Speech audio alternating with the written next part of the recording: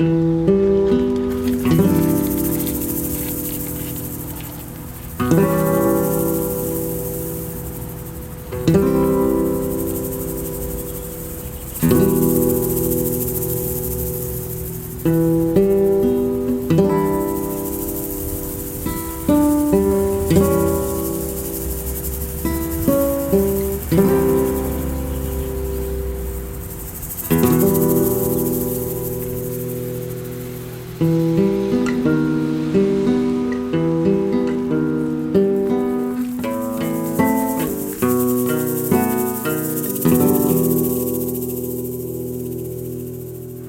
boy, it has been really hot and dry these last few weeks.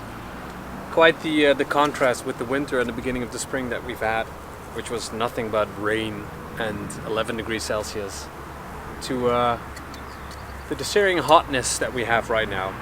So we have been watering on the daily, but also we are going to install a new irrigation system, which is a very old technique. Oh yes! So what is an Oya?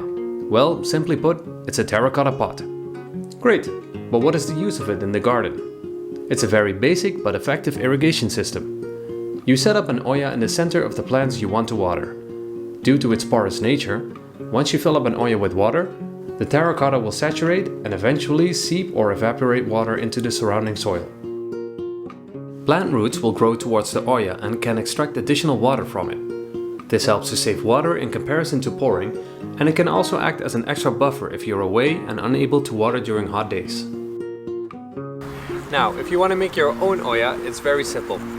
Get a terracotta pot, get a lid that fits, make sure you close up the hole in the bottom of the terracotta pot, and also make sure that the pot is not glazed or varnished, because otherwise the water can pour through. Make a hole that's big enough in the growing bed or wherever you want to place it to fit the terracotta pot as deep as possible. Fill it up with water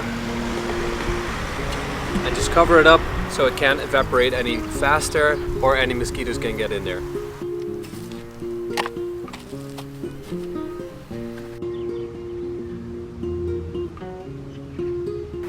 Now, ideally, when you have installed your Oya and you've put the lid on it, you want to mulch the area around it so that when the moisture slowly seeps into the ground, it doesn't evaporate immediately.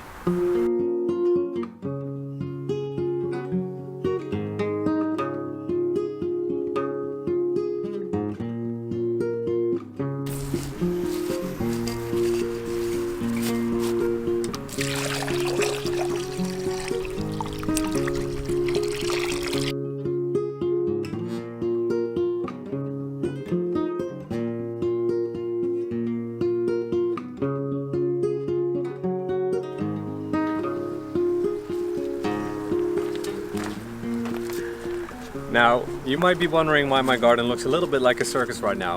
And that's because in my battle against the vole, I was getting a little bit desperate because it kept attacking my vegetables. So I looked online and I found a tip on YouTube to use these little windmills.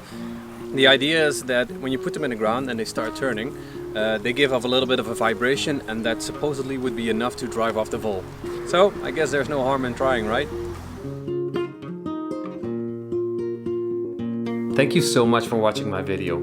I hope you've enjoyed it and that it was of value to you. Please like and subscribe if you want to keep following the progress of the garden.